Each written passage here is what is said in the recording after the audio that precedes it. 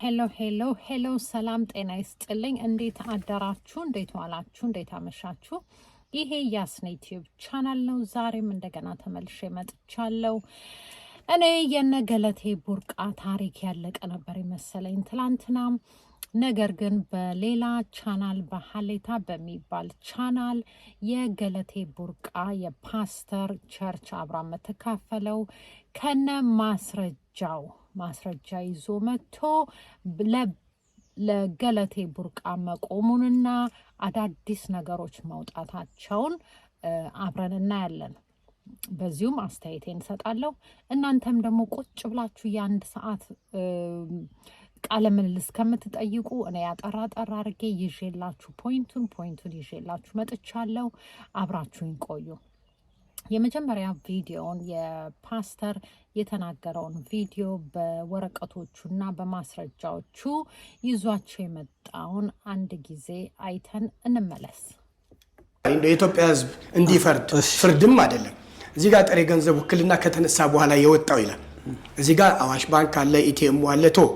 በአዲስ አበባ ቦሌ ክፍለ ከተማ የቀድሞ ወረዳ 8 የመዝገብ ቁጥር 0500230 የውል ቁጥር 168/07 ይልና በአሁኑ ለሚኩራ ወረዳ 8 የነበረ ቤት ውክልና ከተነሳ በኋላ ሸጧል። እንዴት ይሄንን ለኢትዮጵያ ሕዝብና ለሕጉ መተው። ይሄ እውነታው ግን ወረቀት ያዘው ማስረጃ ያዘው ጉዳይ። ከዚህ ቀደም እናንተ ጋር መጥተው አንዳንድ ሰዎች በእምነት የተደረገ በማስረጃ እንትን ስላሌለ የሚባል ነገር መጥቷል፣ ቀርቧል። እንግዲህ አቶ ታደሰ በሴፉ ፕሮግራም ላይ ቀርበው ሴፉ ሲጠይቀው 11 መሬት ተብሎ ተከሳል ወይንም አትሌት ገለቴ ተናግራለች ስላለው የለም ላለው እንግዲህ እነዚህ 11 የማይንቀሳቀሱ ንብረቶች ተብለው የቀረቡት በአዲስ አበባ፣ በሐዋሳ፣ በአዳማ፣ በሞጆ፣ በሰበታ እንደ በአዲስ አበባ እና ክሪስታል አክሲዮን ማህበር የሚላሉ መኪና ደግሞ እስከ ታርጋ ቁጥራቸው ዶልፊን፣ ቪትስ፣ ፒክአፕ እና ያሪስ ኮምፓክት የሚባሉ መኪኖች ንብረትነት የተያዙና በጥሬ ገንዘብ ውክልና ከተነሳ በኋላ በአዋሽ ባንክ የተወሰዱ መረጃዎች እጃችን ላይ ስላሉ በመረጃ እንግዲህ አቶ ታደሰ በሴፉ ፕሮግራም ላይ ቀርበው ሴፉ ሲጠይቀው 11 መሬት ተብሎ ተከሳል ወይንም አትሌት ገለቴ ተናግራለች ስላለው የለም ላለው እንግዲህ እነዚህ 11 የማይንቀሳቀሱ ንብረቶች ተብለው የቀረቡት በአዲስ አበባ፣ በሐዋሳ፣ በአዳማ፣ በሞጆ፣ በሰበታ እንደ በአዲስ አበባ እና ክሪስታል አክሲዮን ማህበር የሚላሉ መኪና ደግሞ እስከ ታርጋ ቁጥራቸው ዶልፊን፣ ቪትስ፣ ፒክአፕ እና ያሪስ ኮምፓክት የሚባሉ መኪኖች ንብረትነት የተያዙና በጥሬ ገንዘብ ውክልና ከተነሳ በኋላ በአዋሽ ባንክ የተወሰዱ መረጃዎች እጃችን ላይ ስላሉ በመረጃ እንግዲህ አብረን እንደሰማነው ነው። ወረቀቶቹን ማስረጃ ይዞ መጥቷል። የቤቱን ደግሞ እንደዚሁ አሁን ወረቀቱ ላይ እንዳያችሁት ነው። ምንድነው እዚህ ጋር እኔ የገረመኝ ማለት ነው ሰይፉ ፋንታውን ላይ ሙሉ ዲቴል አልተናገረም። ምንም የተናገረው ነገር የለምና ምንድነው በቀጥታ ጥያቄ ቢጠይቀው ጥሩ ነበር። አሁን ይሄ ልጅ ያሳየን፣ ይሄ ፓስተር ያሳየን በጣም ተናዷል። ድምፁን እንዳያችሁት ነው። በጣም እንደተናደደ ድምፁ ያስታውቃል። የመኪናዎቹን ከነስማቸው ዲቴል ወረቀቶቹን እንደገና ደግሞ የቤቶቹን እዚህ ጋር ግርም ያለኝና ያስደነገጠኝ ነገር ምንድን ነው ውክልናውን ካነሳች በኋላ በስሟ ውክልናው ልክ በአሮጌው ውክልና ሄዶ ብር እንዳወጣ እንዲሁም ደግሞ በወረዳ 8 የሚገኝ ቤት እንደሸጠ ውክልና ተሰጥቶት ማለት ነው። አሁን ይሄ ሰውዬ እንደ ሰውኛ ቢያሳዝንም እንደ ሕግ ደግሞ የውክልናውን ሙሉ በሙሉ አልተወጣም፣ ስራውን አልተወጣም። እና ይሄንን አሁን ሙሉ ማስረጃ ይሄ ፓስተር ይዞ ሲመጣ አሁን ምን ሊሆን ያኛውስ በዛኛው ሳይድ እሷ የመጣችሁ ፓስተሩ ራሱ አሁን ሙሉን ብታዩት እዛ ገብታችሁ እሱ እንደገፋፋት ሶሻል ሚዲያ ላይ እንድትወጣ ምክንያቱም 7 ዓመት ሙሉ ስትታገል መፍትሄ ስላላገኘች ለህዝቡ አቤት በሉኝ ብላ ነው የወጣችሁ። ስለዚህ በሷ በማውራት በሷ ጉዳይ በማውራት ህግ በስርዓት ያይላታል ብሎ በጣም የሚያሳዝንና የሚያስደነግጥ ነገር ነው። እኔ ብዙ ይሄን ያህል እንደዚህ ትላንትና ስሰራ ሳየው የሱን በጣም ያሳዘነኝ ደግሞ ይመስላልም ብዬ ያዳመጥኩት ለዛ ነበረ። እና እዚህ ጋር ሙሉ የውክልና ወረቀቶችን ማስረጃዎችን ይሄ ልጅ ይዞ መጥቷል። ለምን መፍታት እንደማይፈቅድ ያለችው ፓርት ማለት ነው። ስለምትወደው ኮሚትመንት ገብታለች እስከ መጨረሻው አብሬው ሆናለሁ ብላ ስላለች ነው መፍታቱን ያልፈለገችው። ግን ህጉ ምን አለ? ይሄ በቂ ማስረጃ አይደለም ብሎ ነው የተፈረመለት ምንድነው ትዳሩ እንዲያበቃ። እና አንዳንድ ጊዜ የምንወስዳቸው ትርጉሞች አማርኛ ሆኖ ራሱ ብዙ እንትኖች ይኖሩታል ትርጉሞች። ሃይማኖት አይፈቅድም ማለት ምንድነው? አሁን ይች ልጅ ባትወደው ኖሮ ባታፈቅረው ኖሮ ለእግዚአብሔር ፊት ቆማ እስከ መጨረሻው አብሬ ሆናለሁ አትልም ነበረ። ስላለች ግን ያንን ደግሞ ቃሏን ማጠፍ አልፈለገችም። ስለዚህ ሃይማኖት አይፈቅድም ማለች ማለት ነው። እና ሰው ሶሻል ሚዲያ ላይ ብዙ አይነት አስተያየቶች አሉ። ብዙ የየራሳችንን የምንሰጣቸው ነገሮች አሉ። ነገር ግን ይሄ ሁሉ ለሷም ይሁን ለሱ ህግ እንዲሰፍርላቸው ነው። እሷም ውሸቷን ሆኖ ከሆነ እሱም ደግሞ ውሸቱን ሆኖ ከሆነ ህግ ቢያይላቸውና ሁለቱንም አስቀምጦ ከነማስረጃው ቢያደላድላቸው ቢያደራድራቸው ይሻላል። ምክንያቱም ሶሻል ሚዲያ የያዘውን አይለቅም፣ የተለያዩ ነገሮች ይወጣሉ። እኔ የምፈራው ምን እንደሆነ ታውቃላችሁ? ማለት አሁን ከወጣ አይቀር ተብሎ እምፈራለት አሁን ይሄ ልጅ 3 ልጆች አሉት።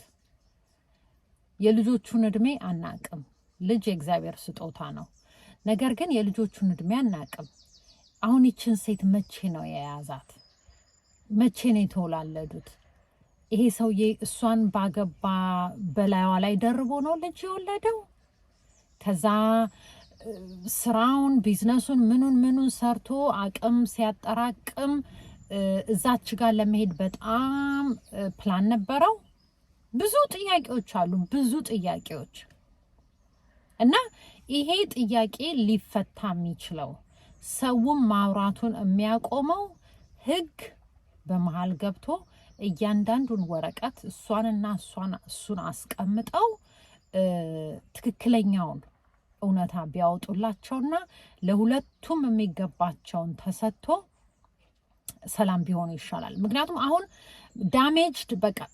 ዳሜጅ ሆኗል። ታሪካቸው ወጥቷል። ህዝብ ላይ ያለፈ የተደረገ ነገር ተደርጓል። ምክንያቱም መመለስ አይቻልም። የሆነው ነገር ሁሉ ምንም ተመልሶ የሚመጣ ነገር የለም። የግድ በህግ መታየት አለበት ብዬ ነው እኔ የማስበው።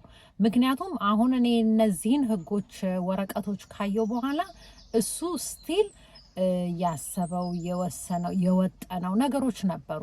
እኔ ወንድ እሱ በወንድነቱ መጀመሪያ ያላትን ዕቃ አስመዝግባ ስትገባ እኔ ወንድ እንዴት ቆሞ ራሱ ሐሞቱን ቆሞ ወንድነቱን እንደ ወንድ ቆሞ ዕቃዋ የዛኔ ነው የሱ ሪሊ ፕላን የነበረው።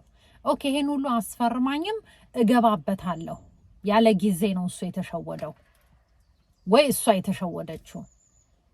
ኦኬ ሴት ልጅ ከወደደች ነፍሷንም ትሰጣለች፣ ወንድም እንደዛው። ግን በእንዲህ አይነት ነገሮች አሁን በምናያቸው ነገሮች እሷን ብር ብሎ ገብቶ እሷ አቅም ስላላት መጠቀሚያ ሊያረጋት ምናምን ያልነውን ፓርት ካን ዩ ኢማጂን? አንድ ሴት እቃዬ ይሄ ነው፣ እኔ እናንተ የሆነ ነገር ቢፈጠር እነዚህን ነገሮች መንካት አትችልም። አንድ ሴት እንደዛ ስትላችሁ ለወንዶች ነው ይሄ። ምን ያህል የሞራል ውድቀት፣ ከመጀመሪያው የሞራል ውድቀት የሚባለው ይሄ ነው። በጣም የሚያሳዝንና የሚያስጠላ አይነት አጀማመር ነው። ከዛ ደሞስ ከተፈራረመች በኋላ ከፈረሙ በኋላ እቃዬ የመጀመሪያ እንትን ሳላገኝህ ያለኝ እቃ ይሄ ነው። ብንጣላ ግን ኦልሬዲ እንደሚጣሉ ፕላን ነበረ። መጀመሪያ ሲፈራረሙ ይሄ ነገር ሊመጣ ይችላል ብለው ስላሉ በሁለቱም ልብ ስለነበረ እሷ እቃዋን ፕሮቴክት ለማድረግ ነው አይደለ? ነገር ግን እሱ ያንን ያውቀዋል፣ እሷም ሊመጣ ይችላል ብላ አስባለች። ኦልሬዲ ትዳሩ ትክክል እንዳልሆነ ከመጀመሪያው ያስታውቃል። ከመጀመሪያው